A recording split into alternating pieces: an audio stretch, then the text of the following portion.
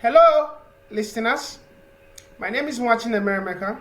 I'm the founder and CEO of Kitovu Technology Company. Today, I'll be taking you through business modeling using the business model canvas. But first, let me give you an idea of some of the things we are going to be looking at.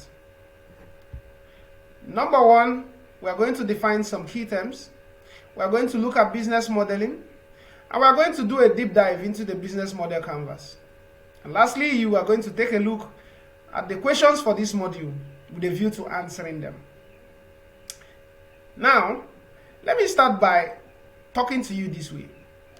You want to start a business, you have an idea about what that business or service should look like. Congratulations. However, a huge part of the job is not yet done. That's why we are talking about business modeling today. So what's business modeling? Business modeling tries to look at every component of the business, that's how the business is going to work in order to make sure that it's successful before ever you commit any capital to it. That leads me to the next logical question. What then is a business model? When we talk about business models, we talk about the entirety of how a business creates, delivers, and captures value. That is to say, how a business creates the service or product, how it delivers that service or product to the customer, and how it captures value for itself in the form of revenue. Those are the things that make up a business model. Now let's dive into it. The tool you see here is called a business model canvas. It's a tool that tries to model a business on a one-pager document. The business model canvas contains the customer segments, the customer relationships, the channels, the value proposition, key activities, key resources, key partners, the cost structure, and the revenue streams. Each of these 9 building blocks of the business model canvas are interrelated and linked, as you will see when we do a deep dive. Now, there's a key thing that you have to take note of when it comes to this business model canvas. The first thing is that one side of this, comprising the value proposition, the customer relationships, the channels, and the customer segment, speaks to the desirability of your product or service. It tries to answer a fundamental question, which is namely, do customers want my product or service? Or how can I make customers want my product or service? Or better still, what kind of product or service do I build to ensure that it is desirable for my customers? That's what these first 4 segments or these first building blocks of the business model canvas covers. The second part consists of the key partners, key activities, and key resources. And it looks at how feasible the business or the service you want to deliver is. You have a fantastic product that you've conceptualized. Fantastic. Customers want it. Very good. But are you able to deliver it? Do you have the necessary partnerships in place and the resources to be able to carry out the key activities that delivers that value you've just created to your customers? That's what this looks at. And then, finally, the cost structure and the revenue streams. It looks at how viable this business is and whether it's going to be worth it for you. Because at the end of the day, when you onboard key partners and use key resources, you are expending a cost. This is to enable you, deliver on your key activities. Now, when you do that, you expect that your value proposition will unlock revenue for you.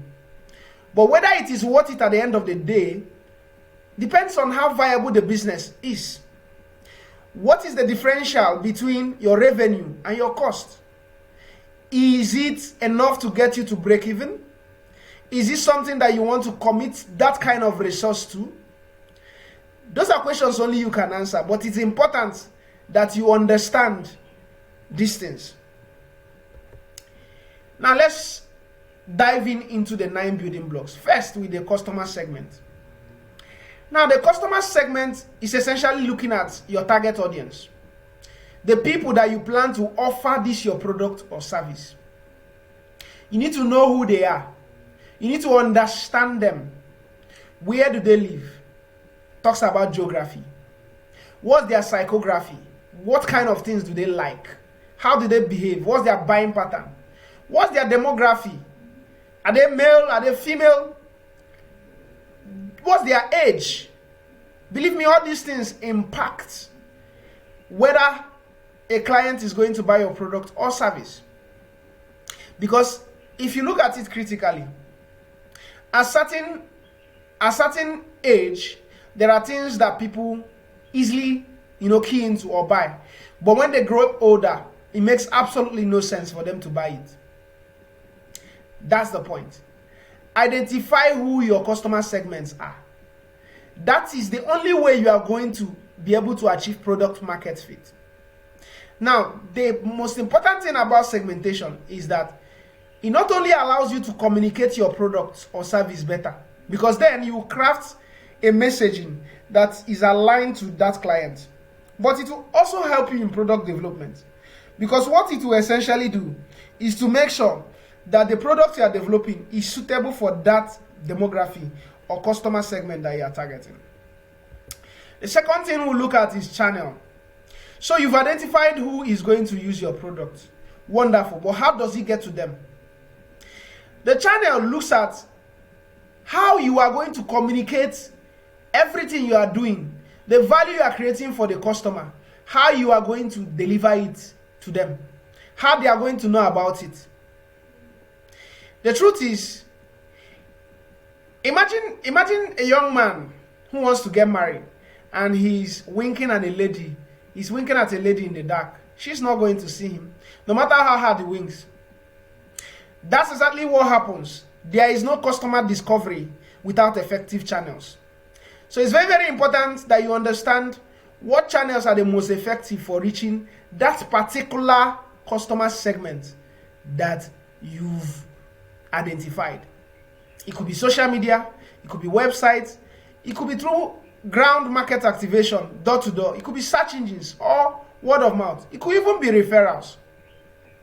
But you need to understand the unique channel with which you use that unique customer segment. The next thing is your customer relationships. How are you going to keep your customers coming back? How are you going to keep them engaged, loving your product, becoming your brand ambassadors?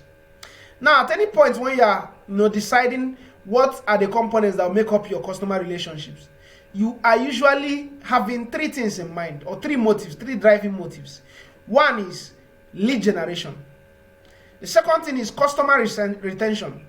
And the third is upselling. Your, customer relationships, are they targeted at generating more leads for you? Is it so that your customer would keep coming back? Is it so that you can sell them the next available product that is suited to them? Whatever it is, you have to define it. For instance, if my objective for crafting my customer relationship is retention, I'll be thinking about, things like discounts. I'll be thinking about things like, referrals. So, what my objective or motive will determine how I craft my customer relationship. Now, this part of the business model is one of the most important, because what it then does is that it allows you to personalize your brand. And when you're able to personalize your brand and allow your customers to commit to you on a personal level, on an emotional level, the sky is just your starting point. Next, we look at value proposition. Now, remember, you have a customer segment. What value are you creating for them? Your value proposition speaks to the unique kind of value you are creating for your customer. And you usually do that through a mix of things. It's not one thing. It could be a combination of price, speed of service delivery, how you design your product or service, or even the experience that your customers have. Is it because your product is healthy, doesn't have additive or preservative? Can you think about what the value proposition of Apple is? Apple is one of the costliest phone brands, yet people keep buying it. Why? There is a unique customer experience that using an Apple product has. That's aside those who use it for the purpose of status symbol. Apple positions itself as a premium product anytime, any day. They are not competing with anybody. So, you have to think about what your value proposition is at every point in time. Now, understand, and this actually lets you see how important value proposition is. A person only chooses your product over that of your competitor based on the value proposition that you have. So you need to think about it. You need to learn it. Because at the end of the day, what you sell is your value proposition. Next, we look at the revenue structure. The question you ask at this point is, you've identified a customer, you know the channel to get the product to them, you know what you're selling to them, you know how to keep them coming back. When you've done all that, how are they going to pay you? What kind of revenues are coming from your target audience? What kind of revenue is your value proposition unlocking for you? You know, this building block is looking at the earnings the company is making from that your customer segment. This is where you ask those brutal questions. Will your customer segment pay? Are they willing? Are they able? A customer can be willing to pay but not able to pay. You need to look at all these things. You need to know whether you are going to be getting transactional revenue or recurring revenue. When we talk about recurring revenue, it's a revenue like when you do subscriptions. So it's a revenue that comes over a period of time. It could be weekly, it could be monthly. Transactional is one-off. When I sell this to you, it's done. You need to understand this.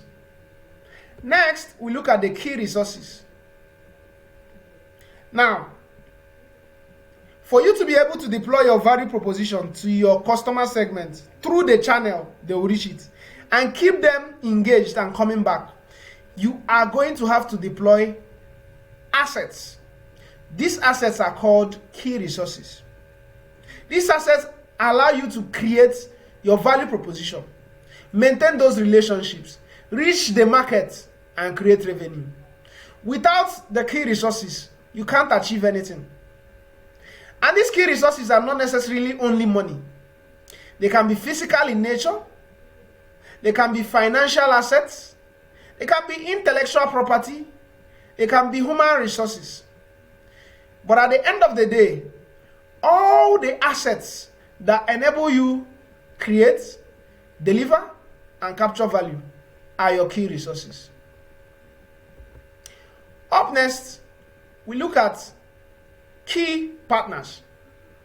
Now, for you to be able to deliver on your value proposition, apart from the resources that you have, there are other resources that other organizations have. You would then need to leverage on those resources. So for instance, if I'm building a mobile app, I may have the expertise to build it. I may have the developer. I may have a laptop to build it. But I'm not going to host it myself. So Google, who have the Google Play Store, is a key partner. Because at the end of the day, I have to host it somewhere. Right? As good as the resources I have, I will require an internet service provider. So an internet service provider is going to be my key partner. So you're looking at all those other providers of the resources that you need to deliver on your value proposition. And there are usually four types of partnerships you go into. One is strategic alliances with non-competitors. And that's what a lot of people go out to do. And then there are strategic partnerships with competitors. Now, these are the kind of strategic partnerships that you go into with your eyes wide open, and you are very, very conscious of the fact that you are competitors. A very, very good example is the association between fintech providers in Nigeria, right? Even though they are competitors, they are creating a kind of group that will keep their interests at heart. It's a strategic partnership. They know how to engage the regulator when these things happen. The third type, or the top category, is joint ventures. This is where two entities come out and create a different business to pursue a shared interest. And then the next one, which is most common and which most businesses can't do without, is the buyer-supplier relationship. You need something that some other business has. They are your key partners. Now, organizations have largely three motives in order to look out for partners. One is to optimize their service delivery and to achieve economies of scale. Imagine trying to scale an app, building my own Google Play Store afresh. I may not have that kind of distribution. I may never achieve economies of scale. Secondly, you partner to reduce risk and uncertainty. Yeah? If I'm hosting my website by myself, if it goes down, I'm toast. But the likelihood that an Amazon Web Service is going to go down is reduced. And then the third motive is to acquire needed resources and to outsource some activities that are crucial to delivering on your value proposition. And the last building block, no, not the last actually. The next building block is your key activities. It simply talks about everything you are going to do to deliver on your value proposition. It could be production related, it could be you solving problems, it could be networking activities. But essentially, it seeks to answer the question, what are the operations that you need to carry out? Operations that are essential to you being able to guarantee the success of your business. The last building block in the business model canvas speaks to your cost structure, and it simply talks about all the costs that you get involved in terms of operating your business model. So what are all the costs you incur in creating, delivering, and capturing value? That speaks to your cost structure. Now let's take a look at a sample business model canvas. Here is a business model canvas of a business that shall remain unknown. The customer segments include internet users, university students, professors, and educational staff. Now their customer relationships is same-side network effects and cross-side network effects. Their channel is their website. They have three value propositions. They are giving you the ability to connect with friends, professors, discover and learn, to reach relevance, social context. They are also offering personalized and social experiences, social distribution, and payments. Now, their key activities are platform development, data center operations management. Their key resources are technology infrastructure and their mom platform. Their key partners are article resources and universities. Now, the things that go into their major costs is their data center, research and development, general administrative costs, marketing and sales. They are going to make money by charging fees, subscription fees, and also by generating advertisement revenue. Now, in terms of the cost structure and the revenue flow, you can go a step further by itemizing what these costs will be. But that's left to you. Right? So at this point, we are coming to the end of this module. I want you to understand that it is better. Business modeling is very important because it allows you to understand the likelihood of business success before you commit any resources to it. And the business model canvas is a tool that has been provided for you to make sense of your business model before you commit any funds to it. So put some thoughts into it. Now, these are some of the questions I'd like you to look at, think through it, so that you have a better understanding of the module we just had. I wish you success in your business journey. Thank you.